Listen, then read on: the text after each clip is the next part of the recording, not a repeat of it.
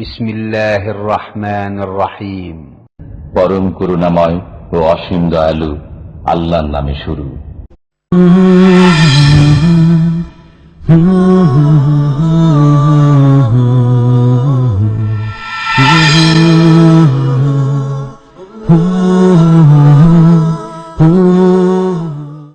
ومن أحسن قولا ممن دعا إلى الله وعمل صالحا وقال إنني من المسلمين. السلام عليكم ورحمة الله وبركاته.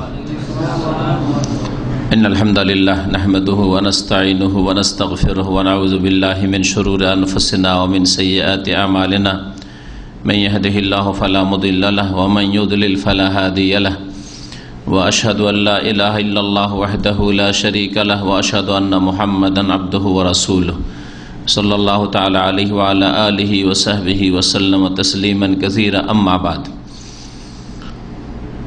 فإن خير الحديث كتاب الله وخير الهدي هدي محمد صلى الله عليه وسلم وشر الأمور محدثاتها وكل محدثة بدعة وكل بدعة ضلالة وكل ضلالة في النار. أعوذ بالله من الشيطان الرجيم.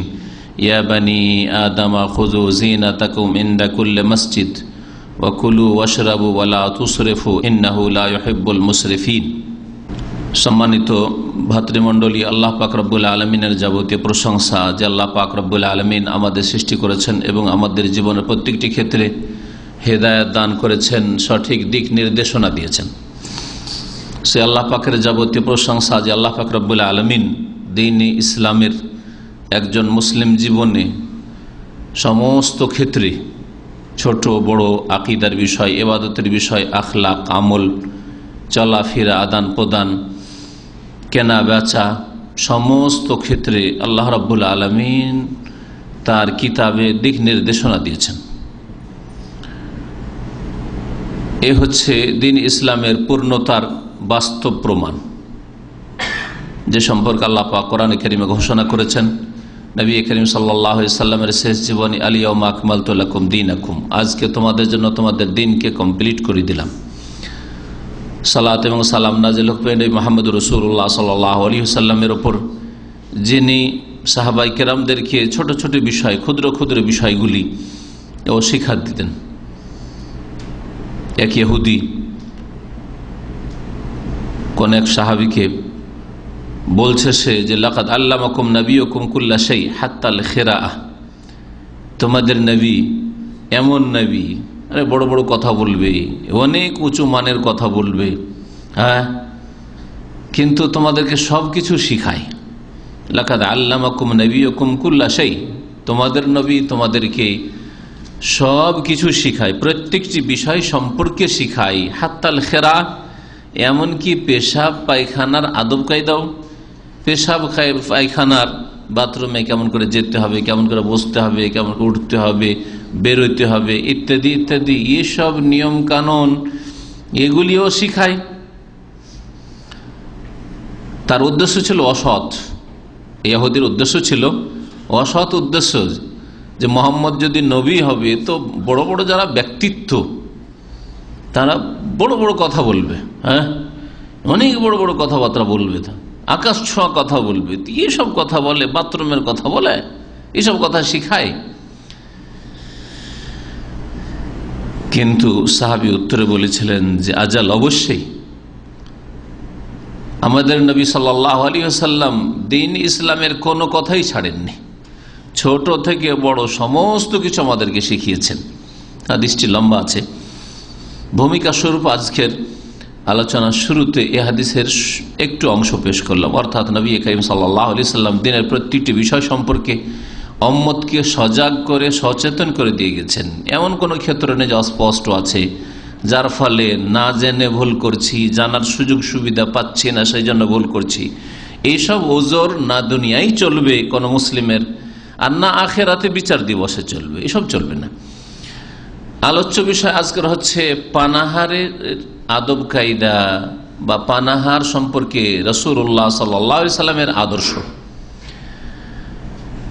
আল্লাহ রাব্বুল সূরা আরাফের আয়াত নম্বর 31 ইরশাদ করেছেন, ইয়া বানি আদম, হে আদম সন্তান। প্রত্যেক মানুষকে আল্লাহ সম্বোধন করেছেন আদম সন্তানকে, নর হোক আর নারী হোক। খুযু যিনাতাকুম ইনদা কুল্লি মসজিদ, তোমরা তোমাদের সাজসজ্জা গ্রহণ করো, তোমাদের পোশাক পরিচ্ছদ, লেবাস পোশাক হচ্ছে অলংকার। খালি গায়ে থাকলে দেখতে ভালো লাগে না, কিন্তু ভালো জামা কাপড় লাগান, সুন্দর ডেকোরেশন আপনার জন্য, আমার জন্য, হ্যাঁ, দেখতে কত সুন্দর লাগে।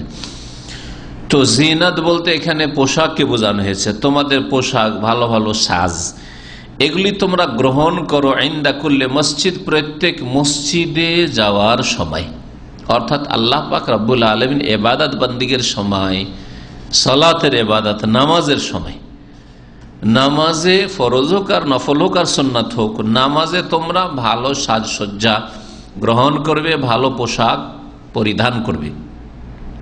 ওয়াকুলু ওয়াশরাবু, এবং তোমরা পানাহার করো, খাও এবং পান করো।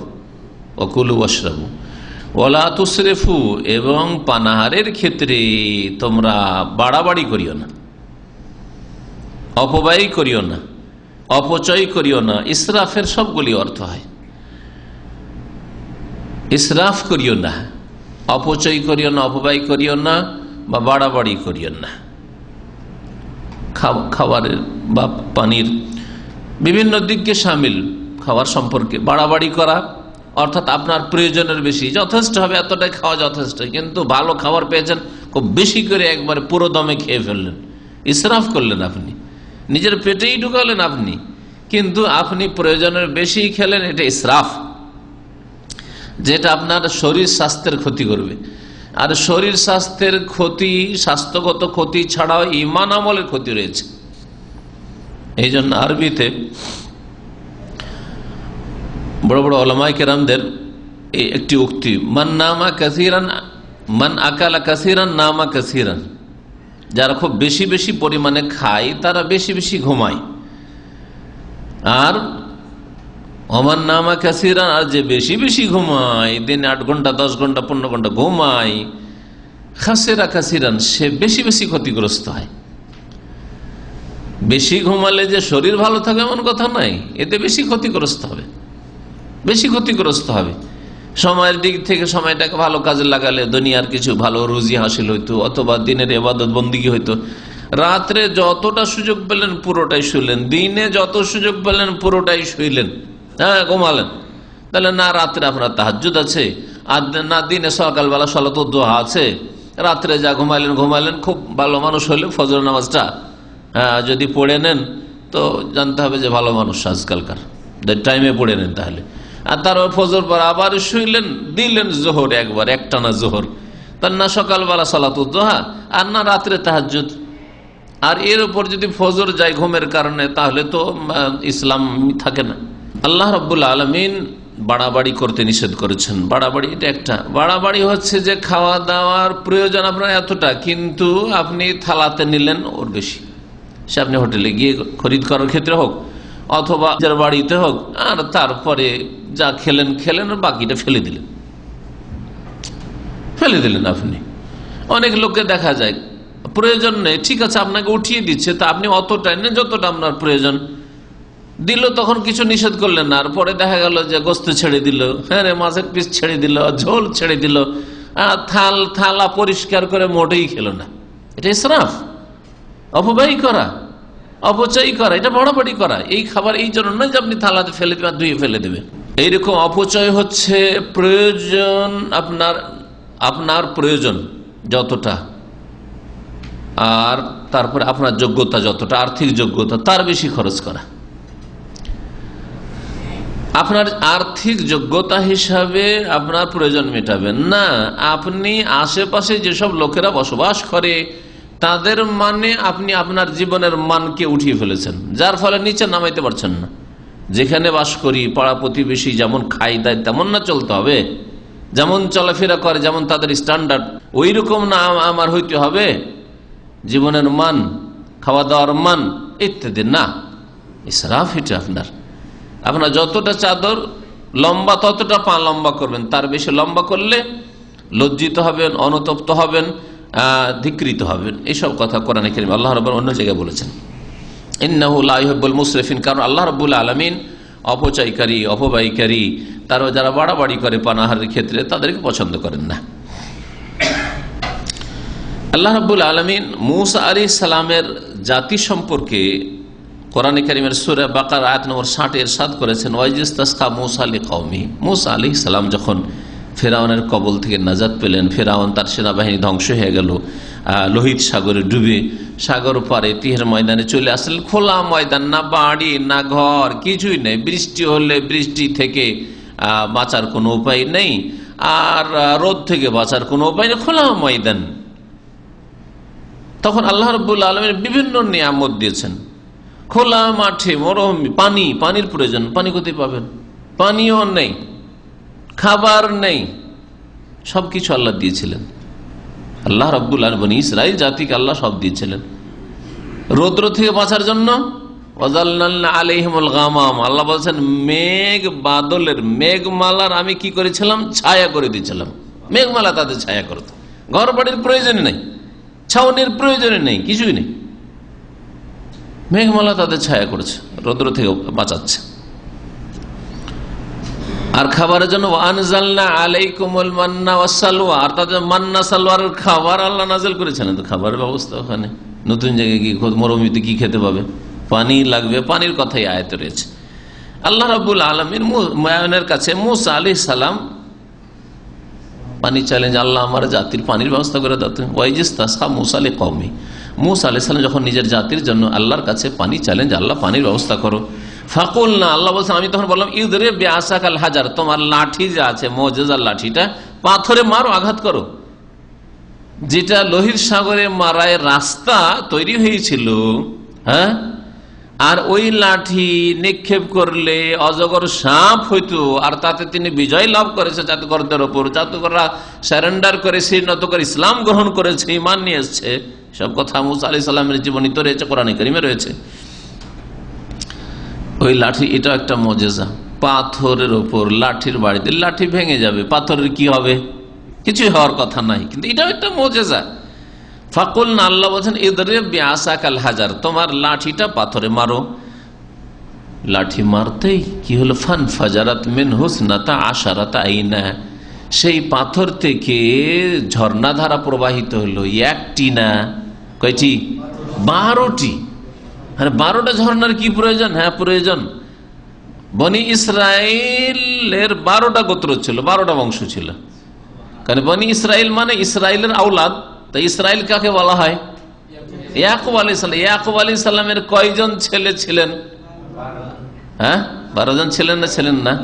ইন্নী রাআইতু আহাদা আশারা কাওকাবান, ইউসুফ আলাইহিস সালাম বলছেন আমি 11টা তারকা দেখছি, 11 তারকাকে দেখছি সিজদা করতে, তাই না?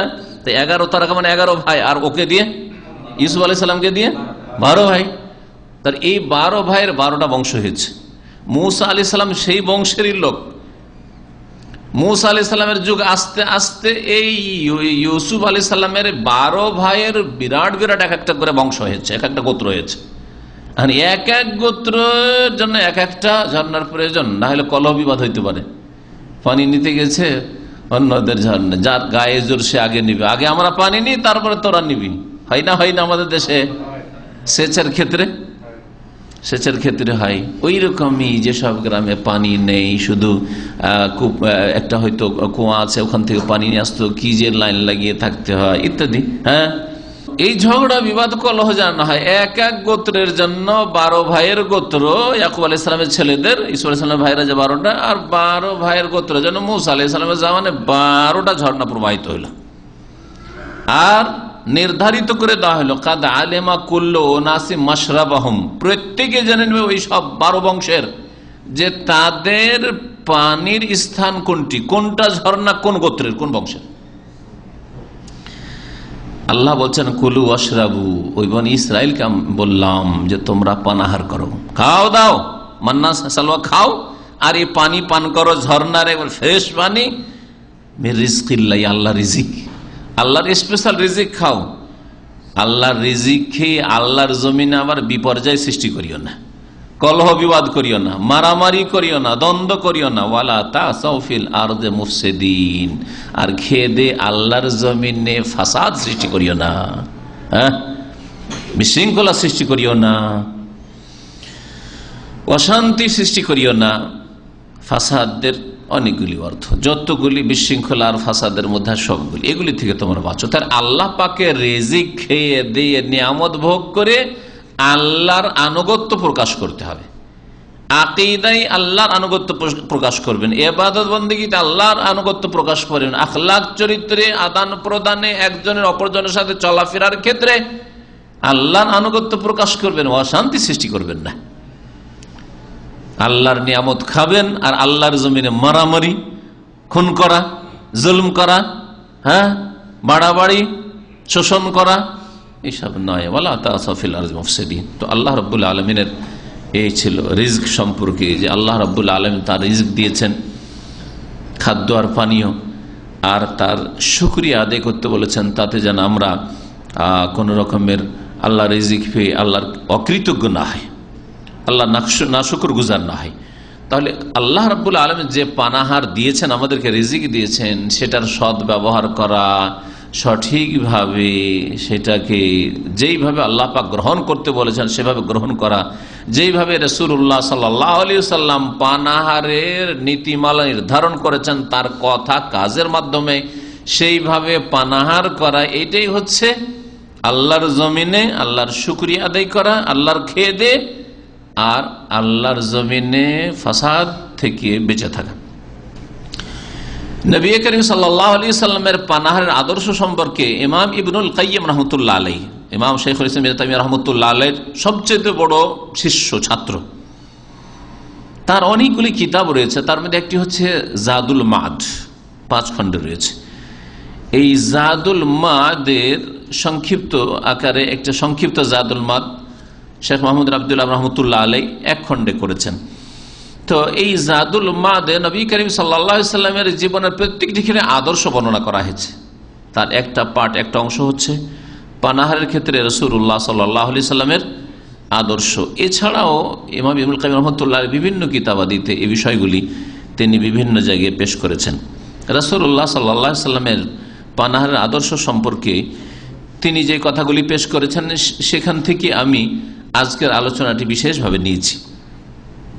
রাসূলুল্লাহ সাল্লাল্লাহু আলাইহি সাল্লাম যখন খাদ্যে হাত রাখতেন, যখন হাত রাখতে যাচ্ছেন আপনি খাবারে, তখন বিসমিল্লাহ বলতেন, কালা বিসমিল্লাহ, বিসমিল্লাহ বলতেন। আর যারা তার সাথে খাচ্ছে তাদেরকেও বিসমিল্লাহ বলতে নির্দেশ দিতেন। শুধু নিজেই চুপচাপ মনে মনে বিসমিল্লাহ বলে নেবেন, আর পাশের লোকেরা বিসমিল্লাহ বলল কি বলল না সে সম্পর্কে আপনি ওদের মধ্যে সিনিয়র, আপনি ওদের মধ্যে শিক্ষিত, আপনি ওদের মধ্যে বেশি আল্লাহ ভীরু বা আপনাকে বড় মনে করছে, আর আপনি চুপচাপ মনে মনে বিসমিল্লাহ বলে নিলেন আর উচ্চারণ করলেন। উচ্চারণ করলে তো স্মরণ হয়ে গেল বিসমিল্লাহ, আসেন বিসমিল্লাহ করেন, বিসমিল্লাহ তাহলে হয়ে গেল। হয় এইভাবে বলেন যে আসেন বিসমিল্লাহ করি, তাহলে হয়ে গেল যে বিসমিল্লাহ বলতে হয়। আর না হলে বলেন যে বিসমিল্লাহ বলেন, ক্লিয়ার সরাসরি বলেন। রাসূলুল্লাহ সাল্লাল্লাহু আলাইহি ওয়াসাল্লাম নিজেও বিসমিল্লাহ বলতেন এবং সাথী সঙ্গীদেরকে যারা সাথে খেত তাদেরকে বিসমিল্লাহ বলতে নির্দেশ দিতেন। ওয়াকুল ইযা আকালা আহাদুকুম, যখন তোমাদের কেউ খাবার খাবে, ফালিয়াজকুর ইসমাল্লাহি তাআলা, মহান আল্লাহর নাম যেন উল্লেখ করে, বিসমিল্লাহ বলে। বিসমিল্লাহ বলাই যথেষ্ট, কিন্তু কেউ যদি বিসমিল্লাহির রহমানের পুরা বলে তো সেটা নাজায়েজ বলা যাবে না, কারণ কোন সময় একটা অংশ বললে পুরো উদ্দেশ্য করা হয়েছে। যেমন নবী করিম সাল্লাল্লাহু আলাইহি ওয়াসাল্লাম সালাত আদায় করলেন আর আলহামদুলিল্লাহ রাব্বিল আলামিন পড়লেন, তার মানে শুধু আলহামদুলিল্লাহ রাব্বিল আলামিন সূরা ফাতিহা গোটাটাই পড়লেন, সূরা ফাতিহা গোটাটাই পড়লেন, তাই না? নবী করিম সাল্লাল্লাহু আলাইহি ওয়াসাল্লাম জুমার দিনে প্রথম রাকাতে সূরা ফাতিহার পরে সাব্বিহ ইসমা রাব্বিকাল আলা বলতেন, মানে একটা আয়াত শুধু না, গোটা সূরাটা। তাহলে বোঝা গেল যে এই সম্ভাবনা আছে নবী সাল্লাল্লাহু আলাইহি ওয়াসাল্লামের কথায় যে বিসমিল্লাহ বলতে বিসমিল্লাহির রহমানির রহিম, কেউ শুধু যদি বলে নেই তো কোনো আপত্তি নেই। আর কেউ যদি বিসমিল্লাহ বলে, কারণ হাদিসে সাম্মিল্লাহ, আল্লাহর নাম উচ্চারণ কর, বিসমিল্লাহ বলা আছে, তো বিসমিল্লাহ বলে নাই তাতেই সুন্নত আদায় হয়ে যাবে, যথেষ্ট ইনশাআল্লাহ। সুতরাং এই ক্ষেত্রে বাড়াবাড়ির কোনো প্রয়োজন করে না। ফাইন নাসিয়া, যদি ভুলে যান শুরুতে বিসমিল্লাহ বলতে, আইয়াজকুর ইসমাল্লাহ ফি আউয়ালিহি, শুরুতে বলতে, ভুলে গেছেন, ফালিয়াকুল বিসমিল্লাহ ফি আউয়ালিহি ওয়া আখিরিহি, ফি দিয়ে বলেন অথবা বিসমিল্লাহ আউয়ালাহু ওয়া আখিরাহু, আল্লাহর নামে শুরু করছি শুরুতেও এবং শেষেও, যেখানে হোক না কেন আল্লাহর নামে শুরু করছি। তিরমিজিতে, আবু দাউদে হাদিস রয়েছে এবং হাদিস সহিহ। পানাহারের শুরুতে বিসমিল্লাহ বলা সুন্নত, মুস্তাহাব না ওয়াজিব, এই ক্ষেত্রে দ্বিমত থাকলেও সহি মত হচ্ছে যে পানাহারের ক্ষেত্রে বিসমিল্লাহ বলা ওয়াজিব। মনে যদি থাকে, আপনার স্মরণে থাকে বিসমিল্লাহ বলা ওয়াজিব, কারণ নবী করিম সাল্লাল্লাহু আলাইহি ওয়াসাল্লাম হুকুম দিয়েছেন, নির্দেশ দিয়েছেন। এটা হচ্ছে সহি। ওয়া আহাদিসুল আমরি বিহা সাহিহাতুন লা মুআরাজ আলাহ, আর নবী সাল্লাল্লাহু আলাইহি ওয়াসাল্লাম নির্দেশ যখন দিয়েছেন আর এগুলি সহি হাদিস, এর বিপরীত কোনো হাদিস নেই যেটাতে ইঙ্গিত করে যে না বিষয়টি হালকা, বললে ভালো, না বললে অসুবিধা নেই, বিসমিল্লাহ বললে ভালো, না হলে অসুবিধা নেই, এরকম কথা নেই। সুতরাং বিসমিল্লাহ বলা ওয়াজিব বলবো স্মরণ থাকলে, যেমন ওযুর শুরুতে বিসমিল্লাহ বলা মনে থাকলে ওয়াজিব, আর ভুলে গেলে একজন মুসলিমের জন্য মাফ। তবে বিসমিল্লাহ বললে যে উজু করার ওপর আরেকটা সওয়াব রয়েছে, সেটা থেকে বঞ্চিত থাকবে অনেক ওলামারা বলেছেন। 2 নম্বর পানাহারের আদর্শ সম্পর্কে যে বিষয়, সেটা হচ্ছে যে নবী করিম সাল্লাল্লাহু আলাইহি সাল্লামের সামনে থেকে খাবার, যখন খাবার খাওয়া হয়ে গেল, খাওয়া দাওয়া হয়ে গেল, তারপর যখন উঠিয়ে না হয়তো, তখন তিনি বলতেন আলহামদুলিল্লাহ হামদান কাসীরান তাইয়্যিবান মুবারাকান ফীহি, সমস্ত প্রশংসা সে আল্লাহ, হামদান কাসীরান অসংখ্য প্রশংসা, তাইয়্যিবান পাক পবিত্র প্রশংসা, মুবারাকান ফি যাতে বরকত দেওয়া হয়, গায়রা মাকফিইন ওয়ালা মুআদ্দাইন, এই খাবার এইটাই আমার জন্য যথেষ্ট না আল্লাহ, যে এইটাই শেষ হলো, আরো প্রয়োজন, মানে আগামীতে প্রয়োজন আল্লাহ তুমি দেবে, ওয়ালা মুআদ্দাইন, আর এটাই শেষ বিদায় নাই খাবার থেকে যে আর খাবার খাবো না, কোনোদিন প্রয়োজন হবে না, পানির প্রয়োজন, এরকম নয়। ওয়ালা মুস্তাগনান আনহু রাব্বানা, হে আমাদের রব, আর এতে থেকে আমরা অভাব মুক্ত নই, অমুখাপেক্ষী নই খাবার থেকে, পানীয় থেকে। সহিহ বুখারীর হাদিস 5142 নম্বর হাদিস। 3 নম্বর আদর্শ রাসূলুল্লাহ সাল্লাল্লাহু আলাইহি ওয়াসাল্লামের পানাহারের ক্ষেত্রে, রাসূলুল্লাহ সাল্লাল্লাহু আলাইহি ওয়াসাল্লাম কোনো খাবারের দোষ ত্রুটি বর্ণনা করেন নাই। এই রোগটা আমাদের মধ্যে আছে, মহিলাদের মধ্যে আছে আর পুরুষদের মধ্যে আছে। একটু খাবারে লবণ বেশি হয়ে গেলে, ওই কোনো খাবার হয়েছে নাকি, ঝাল বেশি হয়ে গেছে, কম হয়ে গেছে, মনের উল্টা হইলেই সাথে সাথে একবারে হাট বাজার লাগিয়ে দেন, হইচই, এই হয়েছে, সেই হয়েছে, এই দোষ, এই দোষ, রান্না ঠিক হয়নি, কাঁচা থেকে গেছে, গন্ধ আসছে, ইত্যাদি ইত্যাদি। এইরকম দোষ ত্রুটি বর্ণনা করা রাসূলুল্লাহ সাল্লাল্লাহু আলাইহি ওয়াসাল্লাম কখনো করেননি। যদি রুচি হলো খেলেন, না হলে খেলেন না, এটি করবেন আপনি। আপনার খেতে গেলেন, দেখলেন যে আপনার কাছে আপত্তি লাগছে, আপনার জন্য রুচিকর হচ্ছে না, আপনি খেয়েন না, হাত উঠিয়ে নেন। কিন্তু আপনি দোষ ত্রুটি বয়ান করলে হবে কি যে আরো যেসব ভাইরা খেত তাদের অরুচি হয়ে যাবে, এটা সবচেয়ে বড় ক্ষতি। এক তো নবী করিম সাল্লাল্লাহু আলাইহি ওয়াসাল্লামের আদর্শের খেলাপ করলেন না, আর এই একটু ক্ষতি। অনেক ভাইদেরকে দেখা যায়, ঠিক আছে বাসি খাবার, ঠান্ডা খাবার খাবেন না, আমি ঠান্ডা খাবার খাইতে চাই না, এইরকম সবাই প্রায় মানুষ।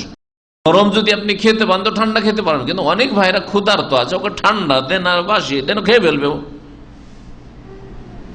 অনেকে হয়তো খাবেন না, তো যেমনই দেখছেন ও একেবারে ঠান্ডা হয়ে গেছে, বরফ হয়ে গেছে, একবারে খাওয়া যায় না, এরকম কথা বলবেন, ওতে হবে কি পাশের লোকের অরুচি হয়ে যাবে, বা অরুচি না হলে লজ্জায় পড়ে যাবে যে ও ঠান্ডা বলে, বাসি বলে, আর রুচিকর নাই, গন্ধ আসছে বলে খেলো না, আর আমি খাবো, তাহলে আমি তো ছোট হয়ে যাবো ওর কাছে। ও খেলো না মানে সিনিয়র, আর আমি ছোট হয়ে যাব, লজ্জায় খাবে না, তখন একটা ক্ষতি করবেন। খাবারটা হয়তো ফেলে দিতে হবে, নষ্ট হবে, কিন্তু যেসব ভাইয়েরা ক্ষুধার্ত ছিল খেত, আপনি এসব কথা না বললেন। এরকম বহু হেকমত থাকতে পারে, যেটা হয়তো এত তাড়াতাড়ি বলাও যাবে না। এই সম্পর্কে চিন্তা করলে আরো অনেক হেকমত বেরিয়ে আসতে পারে। নবী করিম সাল্লাল্লাহু আলাইহি ওয়াসাল্লাম সম্পর্কে সাহাবীরা বলেন, মা আবা রাসূলুল্লাহ সাল্লাল্লাহু আলাইহি ওয়াসাল্লাম আমান কাত ইনিশতাহাহু আকালাহু ওয়া ইন কারিহাহু তারাকাহু। রাসূলুল্লাহ সাল্লাল্লাহু আলাইহি ওয়াসাল্লাম কোনো খাবারে কোনোদিন দোষ বের করতেন না, এটা বাসি, তো এটা পচা, তো এটা গন্ধ আছে, এটাতে এই আছে, এটা সেই আছে, করতেন না। ইনিশতাহাহু আকালাহু, পছন্দ হলে খেতেন, রুচি হলে, আগ্রহ হলে খেতেন। ওয়াইন কারিহা, যদি পছন্দ না হয়তো, অপছন্দনীয় হয়তো, তারা কাউ ছেড়ে দিতেন। অসাকাতা, এবং চুপ থাকতেন, কিছু বলতেন না যে কেন খেলেন না রাসূলুল্লাহ, কি ত্রুটিটা আছে, কি দোষটা আছে। হ্যাঁ, হারাম হলে বলবেন, আর গরুর গোস্ত না, যে বিড়ালের গোস্ত হয় তো বলবেন না? হ্যাঁ, অবশ্যই বলবেন। হারাম কিছু হলে বলবেন, নাজায়েজ কিছু হলে বলবেন, চুরি করা হলে বলবেন। চুরি করে নিয়ে এসে কেউ দিচ্ছে, তাহলে অবশ্যই বলে তোমার জানা থাকে, তাহলে হারাম জিনিস কেন কোনো মুসলিম ভাইকে খাওয়াবেন। সহিহ বুখারী মুসলিমের হাদিস। কখনো কখনো রাসূলুল্লাহ সাল্লাল্লাহু আলাইহি ওয়াসাল্লামের অরুচিরা বলতেন, আজেদুনি আফুহু ইন্নী লা আশতাহিহি, আমার অরুচি হচ্ছে রে ভাই, আমার অরুচি হচ্ছে, রুচি হচ্ছে না, আমি খাবো না, তোমরা খাও। যেমন নবী করিম সাল্লাল্লাহু আলাইহি সাল্লামের সামনে দব বোঝেন, আর দব বলে সান্ডা, সান্ডা গুই সাপের মতো দেখতে, এই জন্য অনেক মূর্খরা আমাদের দেশের বলে গুই সাপ। গুই সাপ না, গুই সাপ আলাদা, গুই সাপ সাপ, ওটা হারাম, ওটা সবার কাছে খাওয়া হারাম। আর দবটা মরুভূমিতে, শুধু মরু অঞ্চলে পাওয়া যায়, ওই এঁটেল মাটিতে হয় না। হ্যাঁ, মরু অঞ্চলে শুধু পাওয়া যায়, এই জন্য আরব দেশগুলিতে পাওয়া যায়, ভারতের রাজস্থানে পাওয়া যায়। জি, তো রাসূলুল্লাহ সাল্লাল্লাহু আলাইহি ওয়াসাল্লামের সামনে দব নিয়ে এসে রাখা হইল ভাজি করে, কিন্তু নবী করিম সাল্লাল্লাহু আলাইহি ওয়াসাল্লাম হাত উঠিয়ে খেলেন না। সাহাবীরা খেলেন, ইয়া রাসূলুল্লাহ, তাহলে কি খাবো না? হারাম ইয়া রাসূলুল্লাহ, দব সান্ডা কি হারাম? বলছেন না, হারাম না, ওয়ালাকিন্নী আফুহু, আমার অরুচি হচ্ছে, আমি খেতে পারবো না, লা আশতাহি, তোমরা খাও। আর একটা রিওয়ায়াত বর্ণনা রয়েছে, ইন্নাহু লা ইউজাদু ফি আরদে কওমি, আমার জাতি মক্কার লোকেরা যেখানে বসবাস করে সেখানে এই সান্ডা পাওয়া যায় না, সুতরাং আমার খাওয়ার অভ্যাস নেই ছোট থেকে। আর স্বাভাবিক, ছোট থেকে কোনো কিছু খাওয়ার যদি অভ্যাস না থাকে তো হঠাৎ করে খেতে পারবেন না, আমিও পারবো না, রাসূলুল্লাহ পারেনি তো আমি আপনি কি করে পারবো, ঠিক কিনা?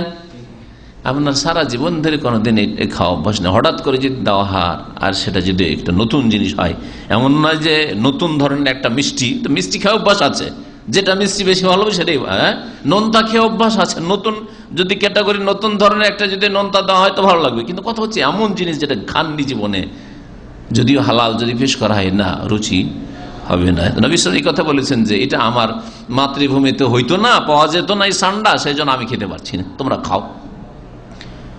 সাহাবীরা বলছেন, ওকেলা আলা মায়েদাতে রাসূলুল্লাহ সাল্লাল্লাহু আলাইহি ওয়াসাল্লামের দস্তরখানে খাওয়া হয়েছে, কিন্তু নবী সাল্লাল্লাহু আলাইহি ওয়াসাল্লাম খান নাই, তিনি খান নাই। জায়েজ আছে, খেতে পারে কেউ। আর যদি জায়েজ জিনিস খাওয়া জরুরি নাই যে মুসলিম পরিচয়ের জন্য খেতেই হবে, যেমন অনেকে আমাদের বিশেষ করে বাংলা ভাষীরা মনে করে যে মুসলিম পরিচয়ের জন্য গরু খেতেই হবে।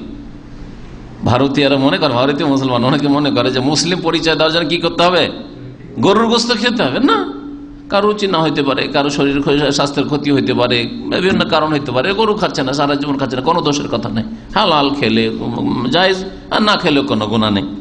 হারাম মনে করবে না, যে খাবে না সে সেটাকে হারাম মনে করবে না, নাজায়েজ মনে করবেন না, হালাল আমি খাচ্ছি না, অসুবিধা নেই।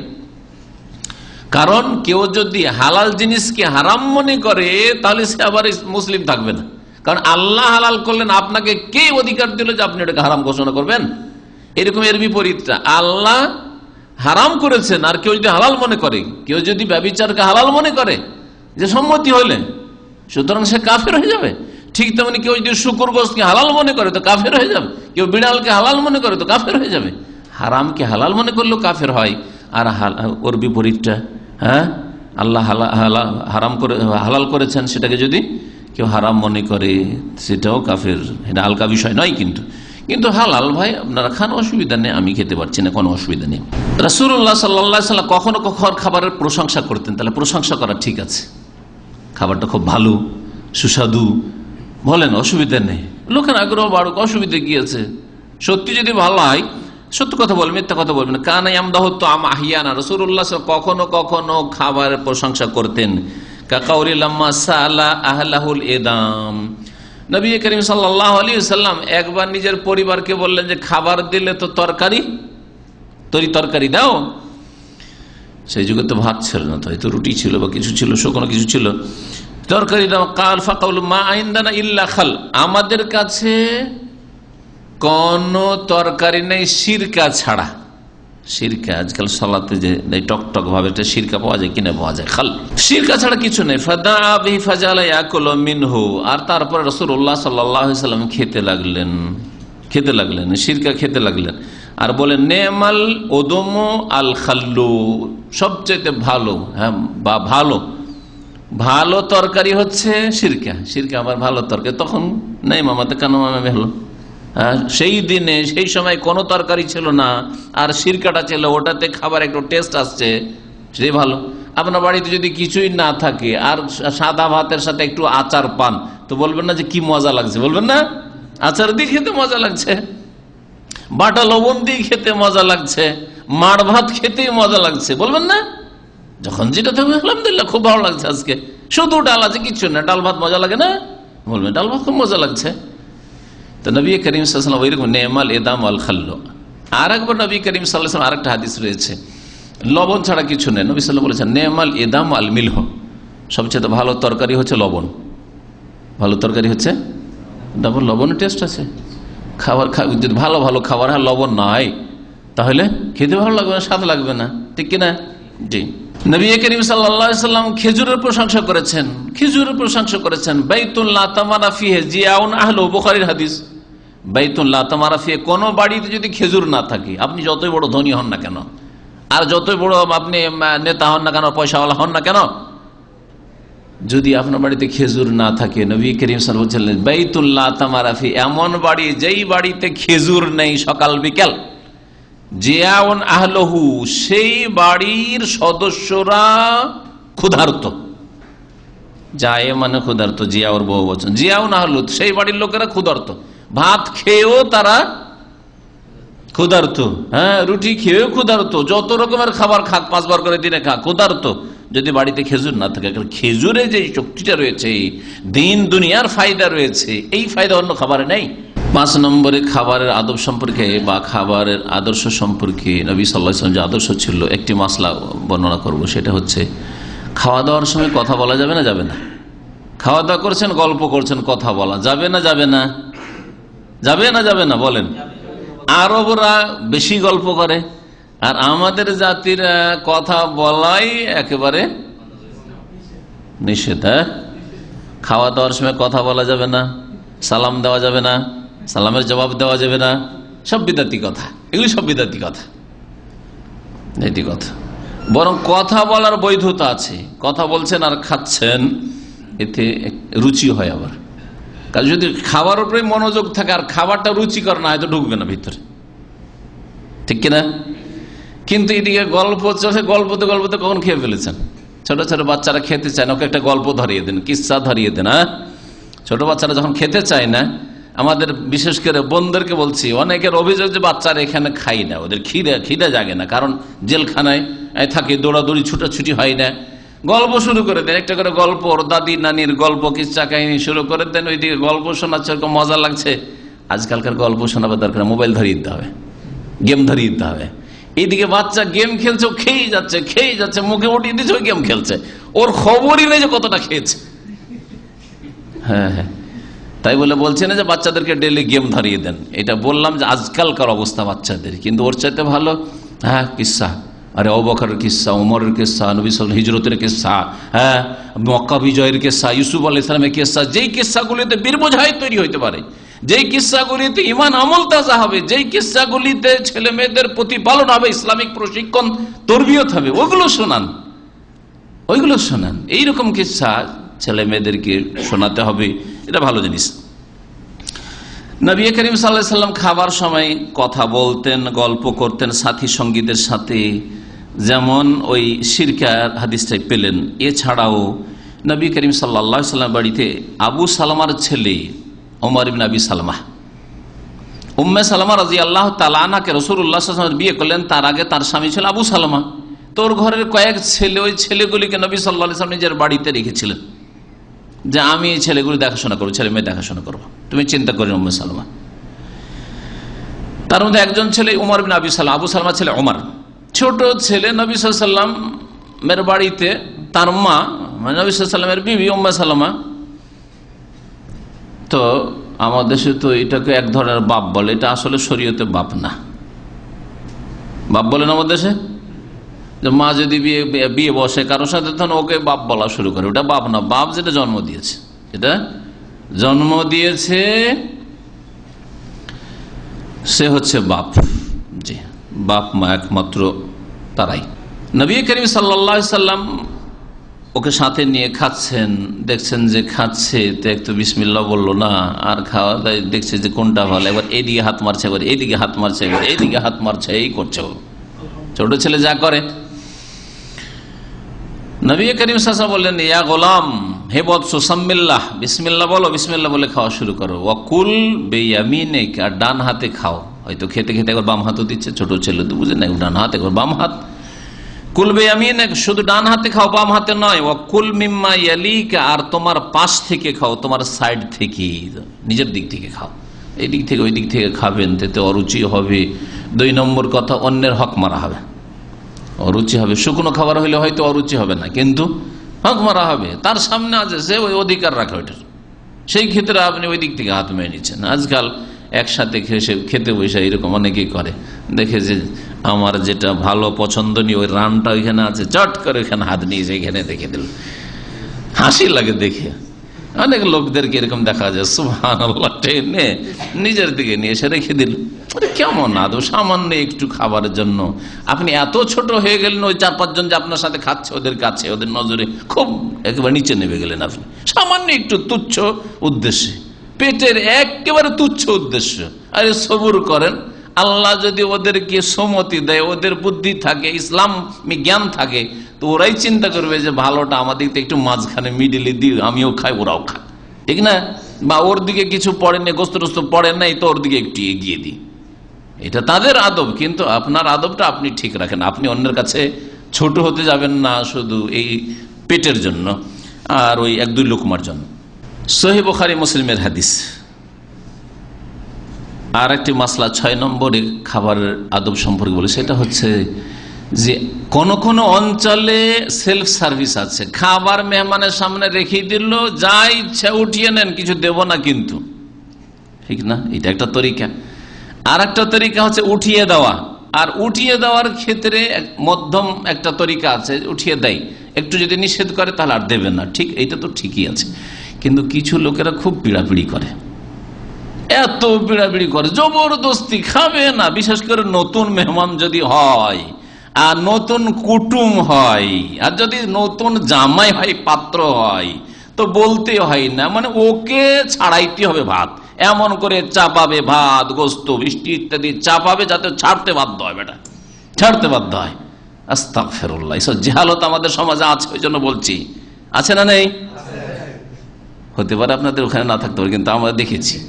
জি হ্যাঁ, অথচ নষ্ট হবে খাবারগুলি, ফেলে দেবে, কিন্তু মূর্খতা এগুলো।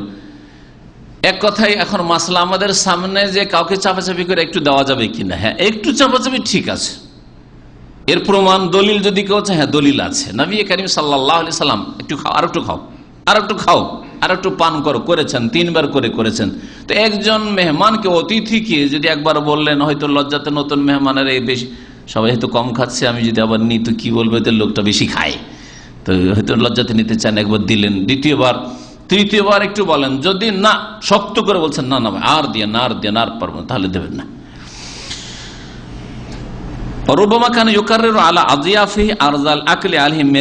কখনো কখনো রাসূলুল্লাহ সাল্লাল্লাহু আলাইহি সাল্লাম একাধিকবার অতিথির সামনে পেশ করতেন খাবার, যে একটু দি, আর একটু দি, নেন আর একটু খান, বা খাও আর একটু খাও, এইরকম। কামা ইয়াফআলু আহলুল কারাম, যেমন ভদ্রলোকেরা করে থাকে, যারা মেজবান, বাড়িওয়ালা, অতিথির সম্মানের উদ্দেশ্যে করে থাকে। সহিহ বুখারীতে হাদিস রয়েছে আবু হুরায়রা রাদিয়াল্লাহু তাআলা আনহু থেকে। আবু হুরায়রা রাদিয়াল্লাহু তাআলা নিজেরই ঘটনা, দুধ পান করা সম্পর্কে। নবী করিম সাল্লাল্লাহু আলাইহি ওয়াসাল্লাম আবু হুরায়রাকে দুধের বাটিটা দিয়ে দিলেন, একটা বাটিতে দুধ এসেছে, আর আসহাবে সুফফাতে 70-এর বেশি সাহাবায়ে কেরাম মওজুদ। আবু হুরায়রা ভাবছেন যে হয়তো প্রথমে রাসূলুল্লাহ সাল্লাল্লাহু আলাইহি ওয়াসাল্লাম খাবেন, আর আমি যেহেতু 24 ঘন্টা এখানে সবচেয়ে গরিব মানুষ, সর্বহারা, একবারে কিছুই না। আসহাবে সুফফা মানে সর্বহারা, বাড়ি নেই, ঘর নেই, বিবি নেই, কিচ্ছু নেই, শুধু মসজিদে নববীতে পড়ে থাকে। আসহাবে সুফফা মানে আবার সুফি ভণ্ডরা না, পীর মুরিদের দল না, কারণ অনেকে আবার টেনে টেনে সুফা নামটিকে ওই সুফিদের দিকে নিয়ে যায়। সুফিদের সাথে সুফার কোনো সম্পর্ক নাই। সুফা মানে হচ্ছে একটা ছোট্ট কুড়ে ঘরের মতো চবুতরা, ওখানে ওরা বসে থাকত। যদি কেউ খেজুর টেজুর এনে ঝুলিয়ে দিল মসজিদে নবী, তো ওখান থেকে 2-4টা খেজুর খেলে একটু পানি খেয়ে নিল। আর যদি সারাদিন কিছু না আসলো, অনাহারে থেকে গেল, নবী সাল্লাল্লাহু আলাইহি ওয়াসাল্লামের কাছে কিছু উপঢৌকন হাদিয়া যদি আসলো খাবারের জন্য, খাদ্য বা পানীয়, তো নবী সাল্লাল্লাহু আলাইহি ওয়াসাল্লাম নিজে খাওয়ার আগে আসহাবে সুফফাকে একটু খাওয়াই দিতেন আর তারপরে নিজে খেতেন। এইভাবে তাদের দিন পাত হয়ে যেত। আর তারা 24 ঘন্টা মসজিদে নববীতে থাকতেন, রাত দিন কাটাতেন। আর যে কোনো দর্শ দিনের কথা রাসূলুল্লাহ সাল্লাল্লাহু আলাইহি ওয়াসাল্লাম থেকে তারা শিখতেন। তাদের একজন ছিলেন আবু হুরায়রা। আবু হুরায়রা বলছেন যে আমাকে বললেন যে যাও, এই যে আসহাবে সুফফাতে 70 জনের বেশি লোক আছে, ওদেরকে এই পান করাও 1 বাটি দুধ। আবু হুরায়রা বলছেন যে আমি এত খিদাই মাঝে মাঝে বেহুশ হয়ে যেতেন। কত খিদা থাকতো, রাস্তায় চলতে চলতে উল্টে পড়ে যেতেন, আছাড় খেয়ে পড়ে যেতেন আর বেহুশ হয়ে পড়ে থাকতেন। একবার করে হুঁশ আসতো। তো আবু হুরায়রা বলছেন যে আমাকে লোকেরা পাগল মনে করতে। আবু হুরায়রা মাঝে মাঝে মির্গি উঠে পাগল হয়ে গেছে। ওয়ামাবি ওয়াল্লাহি, আল্লাহর কসম করে, ওয়ামাবি জুনুন, আমি পাগল ছিলাম না। কখন আমার মস্তিষ্ক বিকৃতি ঘটেনি, আমার মস্তিষ্ক কখনো বিকৃত হয়নি, এইরকম কিছু হয়নি। কিন্তু ওয়ালাকিন্নাহুল জুউ আশ-শাদীদ, কঠিন ক্ষুধা, এত ক্ষুধা যে বেহুশ হয়ে পড়ে যেতাম আর পাগলের মতো একবার করে চেতন হইতাম আর একবার করে অচেতন হয়ে যেতাম, এই অবস্থা থাকতো। আর মাঝে মাঝে মাসলা জিজ্ঞেস করতেন ফিস ফিস করে আওয়াজ শুনে। কেউ যদি কারো মায়া হয়, দয়া হয়, তো বাড়িতে নিয়ে যাবে, দুটো খাওয়াবে, এই জন্য জিজ্ঞেস কথা বলতেন। কিন্তু মাসলার জবাব দিয়ে, একবার ঘটনা মাসলার জবাব দিয়ে চলে গেল। রাসূলুল্লাহ সাল্লাল্লাহু আলাইহি ওয়াসাল্লাম বুঝে নিলেন যে না, আবু হুরায়রা আসলে মাসলা জিজ্ঞেস করছেন না, বেচারাকে খিদা আছে, আর খিদার তাড়নায় চলতে পারে না, পড়ে আছে রাস্তায়, এরকম পড়ে আছে। উঠিয়ে নিয়ে গেল রাসূলুল্লাহ সাল্লাল্লাহু আলাইহি ওয়াসাল্লাম, আবু হুরায়রাকে আর খাওয়ালেন। এরকম বহু ঘটনা আবু হুরায়রার আছে। তো আবু হুরায়রা রাদিয়াল্লাহু তাআলা মনে মনে চিন্তা করছেন, সুবহানাল্লাহ, এত ঈমানের মানুষ, তারপরেও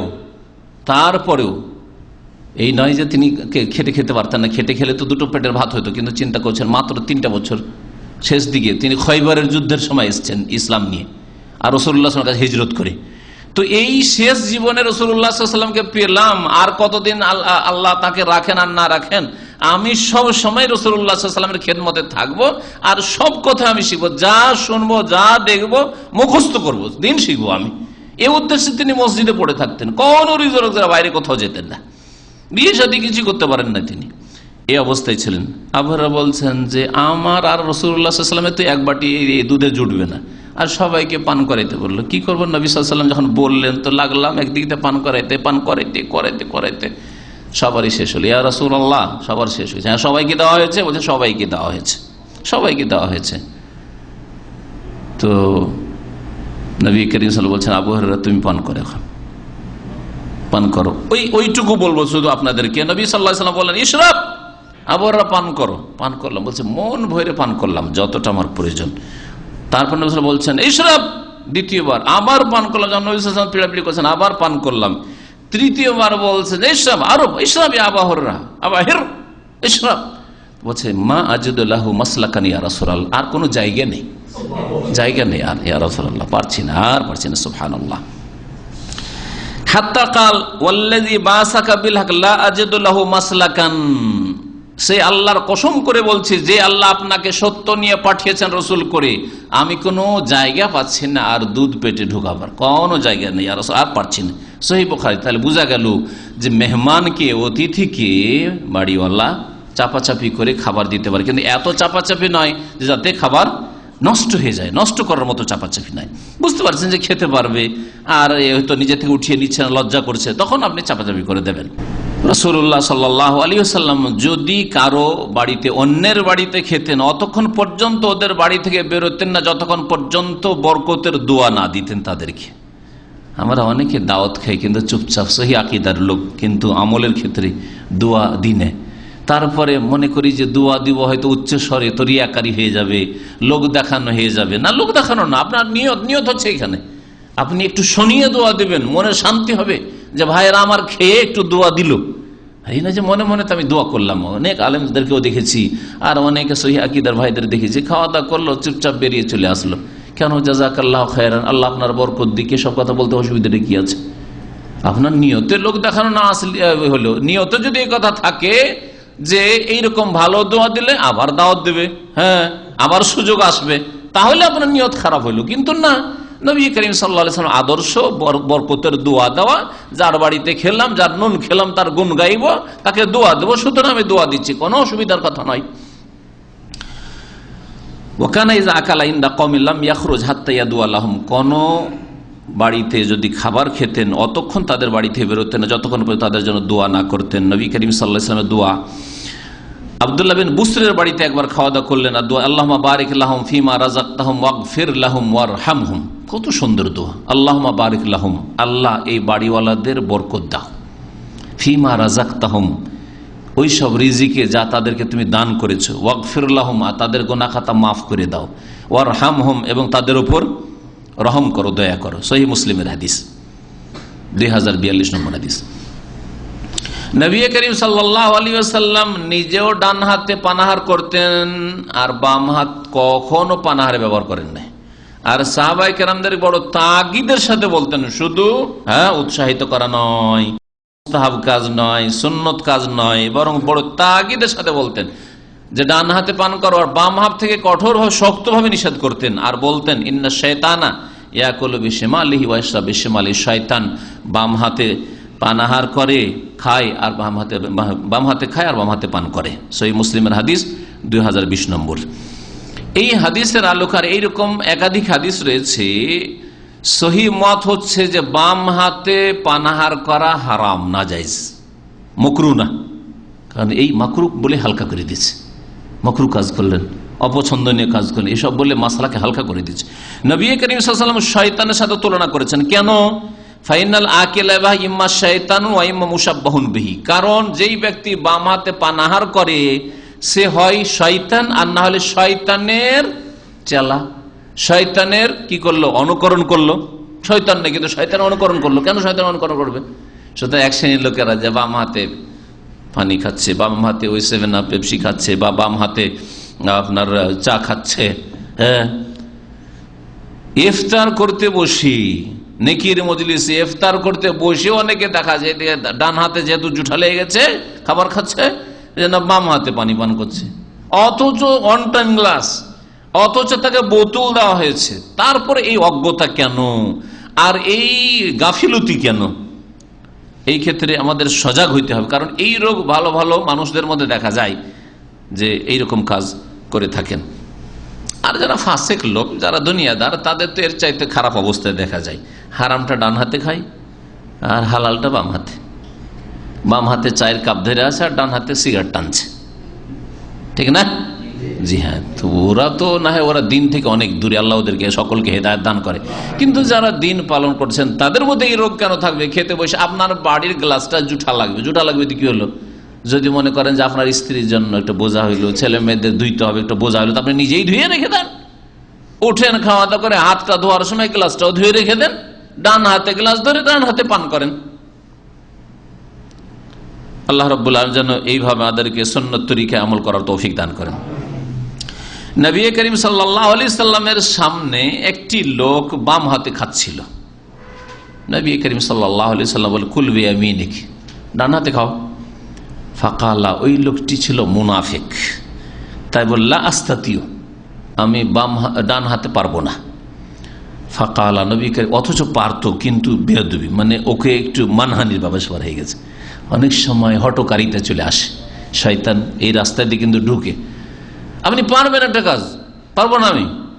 কেন বলছেন? শয়তান ঢুকে গেছে আপনার মধ্যে, অহংকার, হটকারিতা। আরে এই সময় মানহানি হয়ে যাবো, আমার ছোট হয়ে যাবো, সেই জন্য মানবেন না।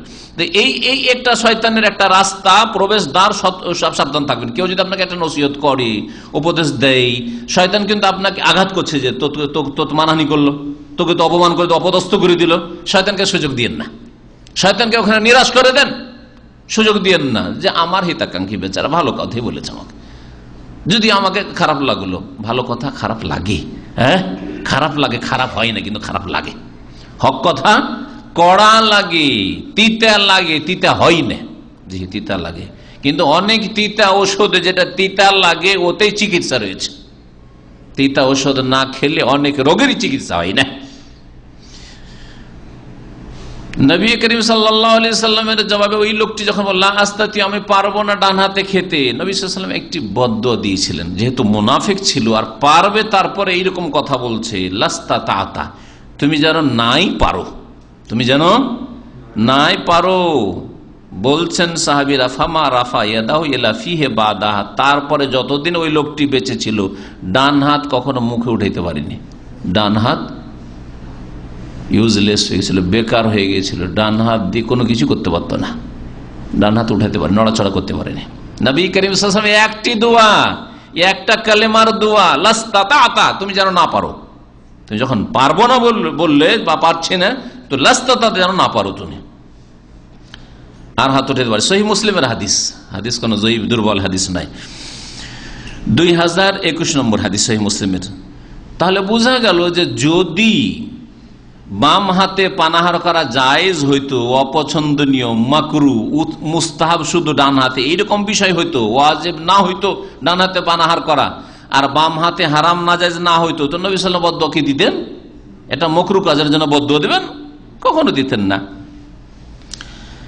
যদিও সেই লোকটি অহংকারী ছিল, জি, অহংকার করে কেউ যদি হককে, সত্যকে অস্বীকার করে তাহলে সে আরো বড় অপরাধী, কিন্তু এমনিও কাজটি গুরুত্বপূর্ণ ছিল আর সেই কাজটিকে সে অস্বীকার করেছিল, সেই জন্য এই বদদুয়া পেয়েছে। সেই রাসূলুল্লাহ সাল্লাল্লাহু আলাইহি ওয়াসাল্লামের কাছে কিছু লোকের অভিযোগ করে যে, ইয়া রাসূলুল্লাহ, আমরা খাই দাই কিন্তু তৃপ্তি হয় না, খেয়ে দিয়ে তৃপ্তি হয় না। অনেকে এরকম আছে যে খাই কিন্তু খাই মিটে না, মনে তৃপ্তি পায় না খেয়ে দিয়ে। তো নবী সাল্লাল্লাহু আলাইহি ওয়াসাল্লাম বলেন যে তোমরা মনে হয় আলাদা আলাদা খেতে বসে, আলাদা বসবে না, এক জায়গায় বসবে। এক জায়গায় বসার একটা তরিকা হচ্ছে যদি ওতে নষ্ট না করেন খাবার। আজকাল আরবদের ঘরে বেশি পয়সা হয়েছে, অনেকে খাবার নষ্ট করছে। এক প্লেটে বসলো, এটা হচ্ছে সবচেয়ে উত্তম তরিকা একসাথে খাওয়ার। এক প্লেটে খাবার নিয়ে সবাই একসাথে খেলেন, আপনি আপনার স্ত্রী আপনার ছেলে মেয়ে নিয়ে খেলেন, কিন্তু এতটা ঢালবেন যাতে নষ্ট না হয়, আবার প্রয়োজন হলে অল্প অল্প করে ঢালবেন। কিন্তু একবারে বলে থালা ভর্তি করে নিয়ে বসলেন, আর যেটা 20 জনে খাবে 5 জন 7 জন নিয়ে বসলেন, আর খেতে পারলেন না, বাকিটা কি করে নষ্ট করলেন, না হলে দেরে কোনো গরিব ফকির খোঁজ, আর গরিব ফকির নিয়ে গেল, নিজেও খেলো না, হয়তো সে ফেলে দিল, আপনি না ফেললে ওই ফকির নিয়ে গিয়ে ফেলে দিল, কারণ ওকে তার পয়সা লাগেনি, ওর তো আরো মায়া নেই।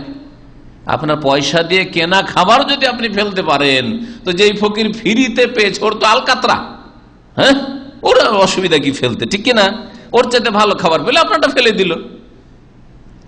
যখন একাধিক আইটেম পাবে তখন যেটা ভালো সেটা খাবে, বাকিটা ফেলে দিবে, তো মাই নেই, ওর দিনও নেই। অধিকাংশ যারা আজকাল সর্বহারা গরিব ফকির, তাদের দিনও শিখে না তারা, সুতরাং এই নিয়ামতের গুরুত্ব বুঝে না। সুতরাং এটাই যথেষ্ট না যে শুধু ফকিরের বাড়িতে আমি দিয়ে দিলাম, নষ্ট করলাম, এটা যথেষ্ট নয়। আপনাকে এই ক্ষেত্রেও সজাগ হইতে হবে যে আসলে যারা ফকির গরিবকে দিলাম তারাও খাচ্ছে নাকি তারা ফেলে দিচ্ছে, যা দেখার বিষয় রয়েছে। সুতরাং এরকম যখন তখন করবেন না, যখন খাচ্ছেন ফেলছেন, যখন খাচ্ছেন ফেলছেন, নষ্ট করছেন, এটা কখনো করবেন না।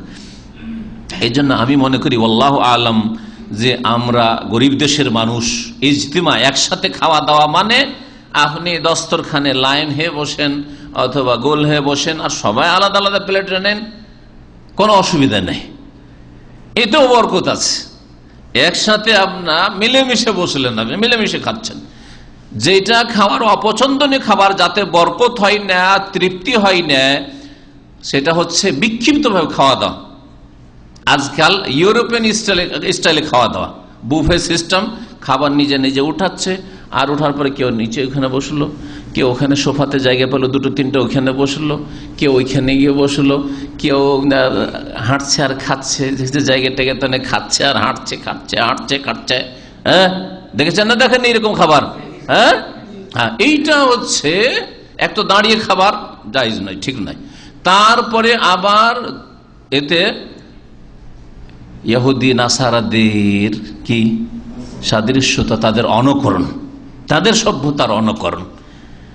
আর তারপরে বরকত না হওয়ার কারণ বিক্ষিপ্ত হয়ে খাওয়া দাওয়া। যে মহব্বতের সাথে একসাথে বসে এক দস্তরখানে বসে খাওয়া দাওয়া, যে মহব্বত ভালোবাসা আছে, সেই ভালোবাসা নেই, যার ফলে বিভিন্ন কারণে এই বিজাতির তরিকায় খাওয়া দাওয়া করবেন না, আর খাওয়া দাওয়ার ব্যবস্থা করবেন না। চেয়ারে বসেও যদি খান, 4 টেবিলে একসাথে বসে খান, 4 টেবিলে সামনাসামনি হবে, সেখানে অসুবিধা নেই। অনেকে এই ক্ষেত্রে গোড়ামি করে, আবার হে নবী সাল্লাল্লাহু আলাইহি ওয়াসাল্লাম 4 টেবিলে খাননি, আপনার কেন 4 টেবিলে খাবেন, নিচে বসে খেতে হবে, দস্তরখানে খেতে হবে না। তাও চলতে পারে, কিন্তু কথা হচ্ছে যে বসে এক জায়গায় খান, এইরকম ঘুরি ঘুরি খাবেন না, যেভাবে ইহুদি খ্রিস্টানদের কাছ থেকে শিখেছে আজকাল এক শ্রেণীর দুনিয়াদার মুসলিমরা। ও আমার আমান শাকাও ইলান্নাহুম লা ইয়াশবাউন আন ইয়াজতামিউ আলা তাআমিহিম। রাসূলুল্লাহ সাল্লাল্লাহু আলাইহি ওয়াসাল্লাম ওই সব লোকদেরকে নির্দেশ দিলেন যারা অভিযোগ নিয়ে এসেছিল যে ইয়া রাসূলুল্লাহ আমাদের খেয়ে দিয়ে তৃপ্তি হয় না, তাদেরকে বলেছিলেন যে তোমরা একসাথে খাওয়া দাওয়া করিও, ওয়ালা ইয়াতাফাররাকু, আর বিচ্ছিন্ন হয়ে খাওয়া দাওয়া করিও না, ওয়া ইয়াযকুর ইসমাল্লাহি আলাইহি, বিসমিল্লাহ বলে খাবে, একসাথে বসে খাবে, আর বিক্ষিপ্ত হয়ে ছড়িয়ে ছিটিয়ে বসবে না। আবু দাউদের হাদিস, ইবনে মাজার হাদিস, হাদিসটি হচ্ছে সহিহ। নবী করিম সাল্লাল্লাহু আলাইহি সাল্লামের খাওয়া দাওয়ার ক্ষেত্রে আরেকটি 10 নম্বর আদর্শ হচ্ছে যে নবী সাল্লাল্লাহু আলাইহি সাল্লাম কখনো হেলান দিয়ে খাননি। যদি চেয়ারেও বসেন হেলান দিয়ে এরকম বসে খান, আপনার শরীরের ভর দিয়ে বসে খান, হ্যাঁ, কোনো কিছুতে ভর দিয়ে নয়। হ্যাঁ, দেয়ালে হেলান দিয়ে খাচ্ছেন অথবা শুয়ে হেলান দিয়ে খাচ্ছেন, হ্যাঁ, এইরকম করে খাবেন না।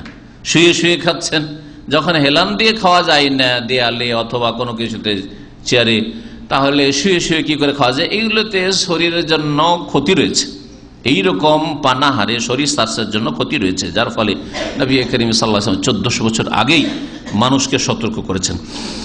সহিহ বুখারীতে হাদিস রয়েছে, ইন্নী লা আকুলু মুত্তাকিয়ান, আমি হেলান দিয়ে কখনো খাই না। আমি রাসূলুল্লাহ সাল্লাল্লাহু আলাইহি ওয়াসাল্লাম হেলান দিয়ে খাই না। নবী করিম সাল্লাল্লাহু আলাইহি ওয়াসাল্লামের খাওয়ার আরেকটি সুন্নতি পদ্ধতি 3টি আঙ্গুলে খাওয়া, বৃদ্ধাঙ্গুলি, আর হ্যাঁ তারপর এটার নাম কি শাহাদাত, তর্জনী, আর এটা হচ্ছে মধ্যমা, জি জি শাহাদাতের পরে উস্তা আর শাহাদাত সাবাবা যেটাকে বলতে জাহিলিয়াতের যুগে, আর এটা হচ্ছে ইবহাম। এই 3টি আঙ্গুলে শুকনো খাবার যদি হয় তো 3টি আঙ্গুলে খাওয়া যায়, তাহলে সুন্নতটা পালন হলো। কিন্তু আজকাল অধিকাংশ জাতির খাবার ভাত হয়ে গেছে। একটা যুগ ছিল যে বাঙালি জাতির প্রধান খাবার হচ্ছে ভাত, আজকে সারা বিশ্বে অধিকাংশ মানুষই ভাত খায় একবার হইল, ঠিক না? তো যার ফলে ভাত তো আর এই 3টা আঙ্গুলে খাওয়া যাবে না, হ্যাঁ, ভাত 3 আঙ্গুলে খাওয়া যাবে না, সুতরাং সেই ক্ষেত্রে আমল করা যাবে না। কিন্তু রুটি ভেঙে খাওয়ার ক্ষেত্রে অথবা কোনো পিস পিস জিনিস আছে সেটা খাওয়ার ক্ষেত্রে 3 আঙ্গুলে খাওয়া সুন্নাত। ওয়া কানা ইয়াকুলু বিআসাবিহি সালাস, 3 আঙ্গুলে রাসূলুল্লাহ সাল্লাল্লাহু আলাইহি ওয়াসাল্লাম খেতেন। ওয়া হাযা আনফাউ মা ইয়াকুন মিনাল আকালাত, এটা সবচেয়ে বেশি উপকারী খাবার তরিকার ক্ষেত্রে জাদুল মাদে রয়েছে। শরীরের সুরক্ষা পানাহারের ক্ষেত্রে, মানে কি ধরনের খাবার খেলে শরীর সুস্থ থাকবে, শরীর বেশি মোটা হয়ে যাবে না, শরীরে চর্বি বেশি বেড়ে যাবে না, কোলেস্টেরল বেশি বেড়ে যাবে না, প্রেশার বেশি বেড়ে যাবে না, ইত্যাদি ইত্যাদি, পেটে রোগ ধরে নিবে না, এক কথাই শারীরিক সুস্থতার জন্য উপযোগী খাবার। এই ক্ষেত্রে রাসূলুল্লাহ সাল্লাল্লাহু আলাইহি ওয়াসাল্লামের নির্দেশনা কি আছে, হিদায়াতনামা কি আছে? বলছেন নবী করিম সাল্লাল্লাহু আলাইহি ওয়াসাল্লাম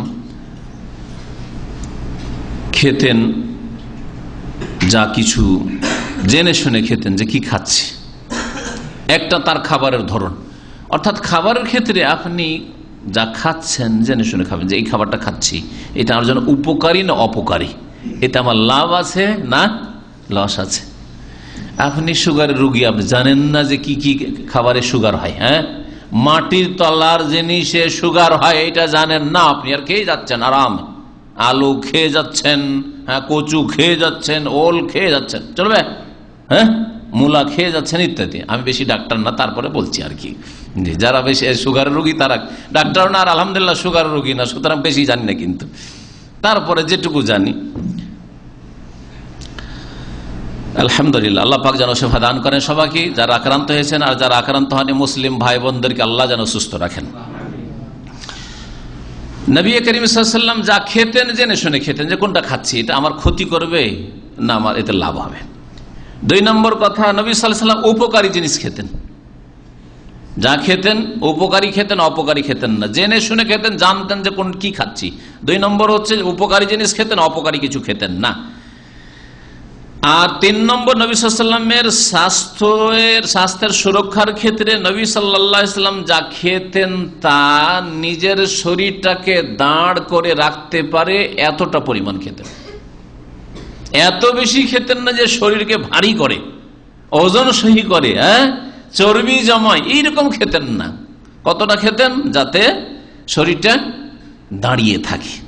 খেয়ে দিয়ে ঠিকভাবে সুস্থ থেকে আল্লাহর ইবাদতটা করতে পারি, নামাজটা দাঁড়িয়ে পড়তে পারি, হ্যাঁ, রোজাটা রাখতে পারি সুস্থ থেকে ইত্যাদি, হজটা নিজেই করতে পারি, আর কেউ কাঁধে করে নিয়ে হজ করাবে এরকম যেন না হয়। হ্যাঁ, এ হচ্ছে উদ্দেশ্য আপনার খাওয়া দাওয়ার। নিজের শরীরটাকে যাতে করে দাঁড় করে রাখা যায় এতটা খেতেন। কুত মানে চলার মতো খাবার, যাতে শরীরটা সুস্থ থাকে আপনার।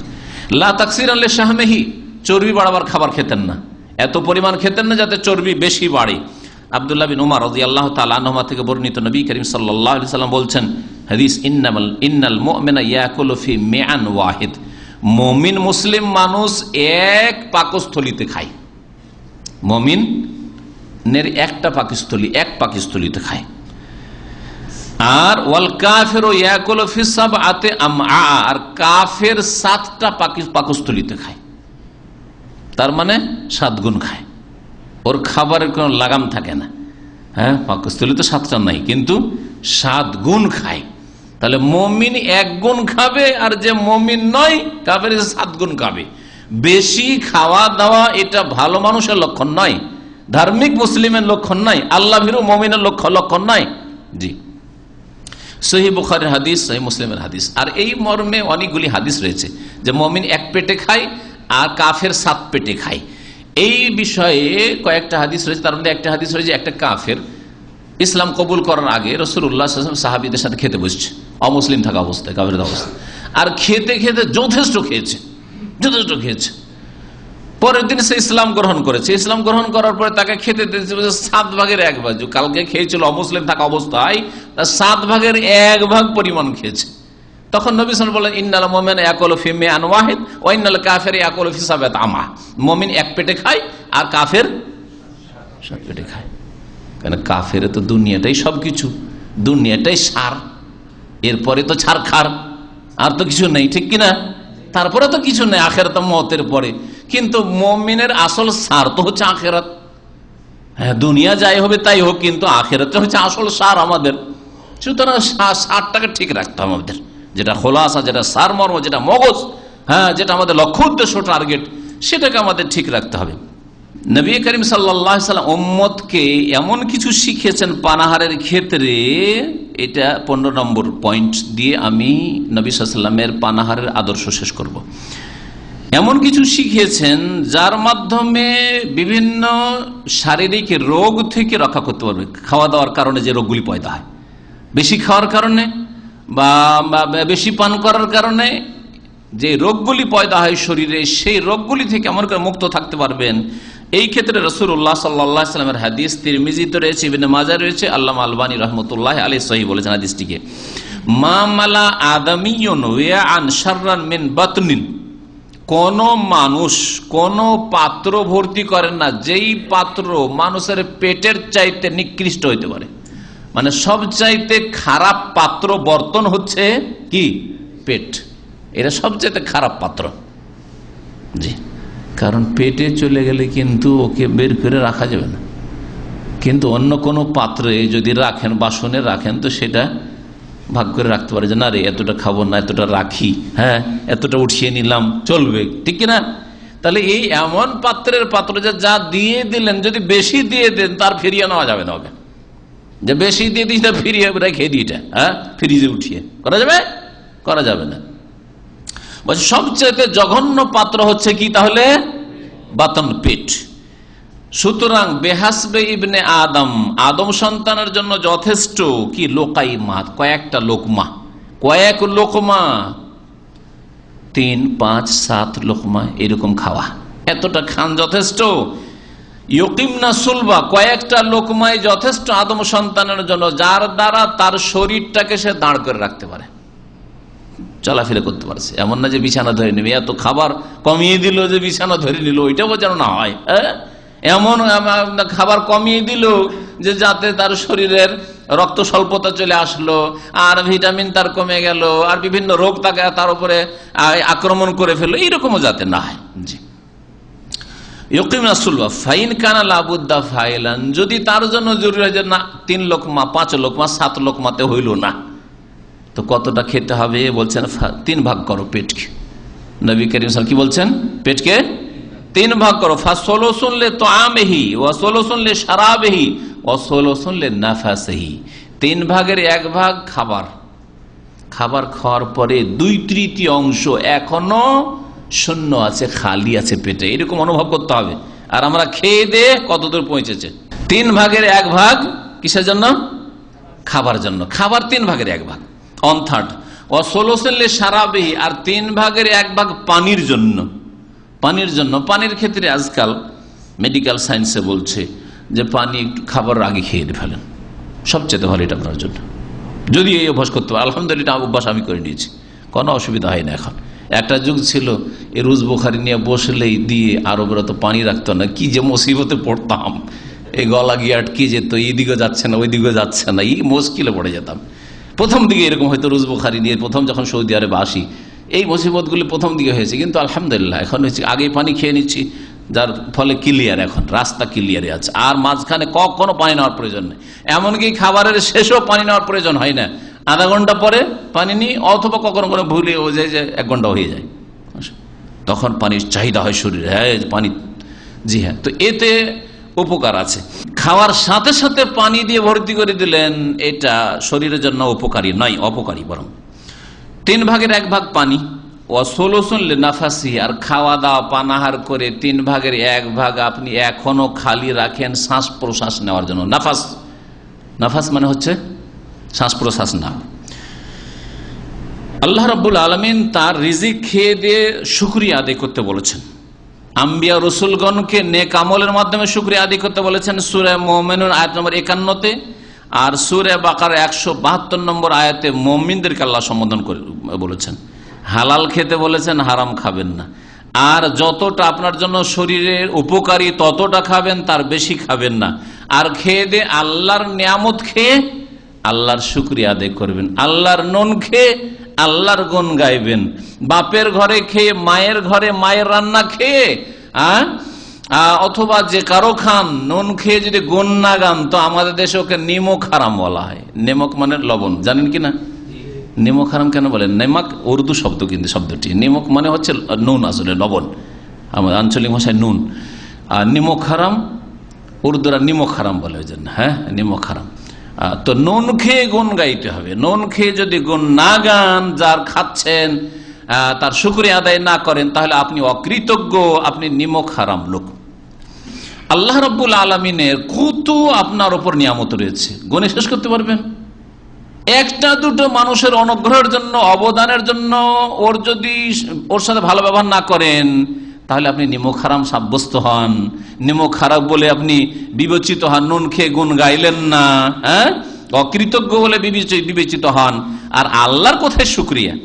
তাই আল্লাহ রাব্বুল আলামিন রসুলগণকে সম্বোধন করছে, আইয়ুহার রাসূলু কুলু মিনাত তাইয়্যিবাত, হে রসুলগণ তোমরা পাক পবিত্র খাও দাও, ওয়া আমালু সালিহা। রসুলদেরকেও বলছেন যে খেয়ে দে, হ্যাঁ হালাল খাও, খেয়ে কি করো? নেক আমল করো। নেক আমল হচ্ছে আল্লাহ শুকরিয়া আদায় করা। ঈমান, ইবাদত বন্দেগী, ভালো আখলাক চরিত্র, এ হচ্ছে আল্লাহর শুকরিয়া আদায় করা। আর মুমিনদেরকে সকলকে সম্বোধন করে বলছেন, ইয়া আইয়ুহাল্লাযীনা আমানু কুলু মিন তাইয়্যিবাতি মা রাযাকনাকুম, হে ঈমানদার লোকেরা, তোমাদেরকে যে আমি রিজিক দিয়েছি তা থেকে পাক পবিত্রগুলি খাও, সব খেও না, হারামগুলি খেও না। সন্দেহ যেখানে আছে সন্দেহের ঊর্ধ্বে থাকো, হালাল খাও। ওয়াশকুরু লিল্লাহ, এবং আল্লাহর শুকরিয়া আদায় করো। খেয়ে দে আল্লাহর শুকরিয়া আদায় করো। ইন কুনতুম ইয়্যাহু তা'বুদুন, যদি আল্লাহর ইবাদত করতে চাও। সূরা তাহার আয়াত নম্বর 81, এই দিয়ে আমি শেষ করছি। মহান আল্লাহ ইরশাদ করেছেন, কুলু মিন তাইয়্যিবাতি মা রাযাকনাকুম, আমি আল্লাহ যে রিজিক দিয়েছি তা থেকে তোমরা পাক পবিত্রগুলি ভক্ষণ করো, খাও দাও। ওয়ালা তাতগাউ ফীহি, আর তাতে তোমরা সীমা লঙ্ঘন করিও না, বাড়াবাড়ি করিও না। হারাম খাওয়া বাড়াবাড়ি, হ্যাঁ, অবৈধ উপায়ে রুজি রোজগার করা বাড়াবাড়ি, তারপরে খাওয়া দাওয়াতে শরীরের চাহিদার বেশি দেওয়া বাড়াবাড়ি, শরীরের উপর জুলম অত্যাচার করা, সবগুলি এই ওয়ালা তাতগাউতে শামিল। খাওয়া দাওয়ার ক্ষেত্রে বাড়াবাড়ি করিও না। যেমন হারাম খাবে না, হালাল হলেই আর সুস্বাদু হলেই আর অভাব না থাকলেই আর যথেষ্ট আছে সেজন্য সব সময় খেতে থাকবেন, সবসময় খেতে থাকবেন। আর আপনার দিন দুনিয়া সবকে নষ্ট করবেন, ইবাদত বন্দিগিতে গাফিলতি চলে আসবে, কারণ সবসময় পেট ভরে থাকলেই ইবাদত বন্দিগিতে মন লাগে না। কখনো কখনো ক্ষুধা অনুভব করলে তখন আল্লাহ অভিমুখী হবেন আপনি, তখন জিকির আজকারের দিকে মনটা বাড়বে, ইবাদত বন্দেগীর দিকে মন বাড়বে, দুয়ার দিকে মন বাড়বে, তাহাজ্জুদের জন্য উঠতে ইচ্ছা হবে। কিন্তু পেট ভর্তি করে যদি ঘুমিয়ে যান তো তাহাজ্জুদের জন্য কখনো উঠতে পারবেন না আপনি, শরীর ভারী হয়ে যাবে, শয়তান আপনাকে ভারী করে দেবে। আল্লাহ পাক বলছেন যে খাও রিজিক, আল্লাহর পাক পবিত্র রিজিক, ওয়ালা তাতাগাউ ফি, সেই ক্ষেত্রে বাড়াবাড়ি করিও না। বাড়াবাড়ি করলে কি হয়? ফায়াহিল্লা আলাইকুম গাযাবি, না হলে আমার ক্রোধ তোমাদের উপর নেমে আসবে, আমার গজব তোমাদের উপর আপতিত হবে। ওয়ামাই ইয়াহলিল আলাইহি গাযাবি ফাকাদ হাওয়া, আর কারো উপর যদি আমার গজব নেমে আসে তাহলে সে ধ্বংস হইল, সর্বনাশ হইল তার। আল্লাহ রাব্বুল আলামিন যেন আমাদেরকে হেদায়েতের পথে রাখেন, রাসূলুল্লাহ সাল্লাল্লাহু আলাইহি সাল্লামের অনুসারী হওয়ার তৌফিক দান করেন, জীবনের প্রতিটি ক্ষেত্রে রাসূলুল্লাহ সাল্লাল্লাহু আলাইহি সাল্লামের আদব কায়দা আদর্শ মেনে চলার জন্য তৌফিক দান করেন। কাফের বিজাতি আর গুনাহগার পাপিষ্ঠদের বেয়াদবি থেকে আল্লাহ রাব্বুল আলামিন যেন আমাদেরকে বাঁচিয়ে রাখেন, আর তাদের ভ্রান্ত তরিকা থেকে আল্লাহ রাব্বুল আলামিন যেন আমাদেরকে বাঁচিয়ে রাখেন। সুবহান রাব্বিকা রাব্বিল ইজ্জাতি আম্মা ইয়াসিফুন ওয়া সালামুন আলাল মুরসালিন আলহামদুলিল্লাহি রাব্বিল আলামিন।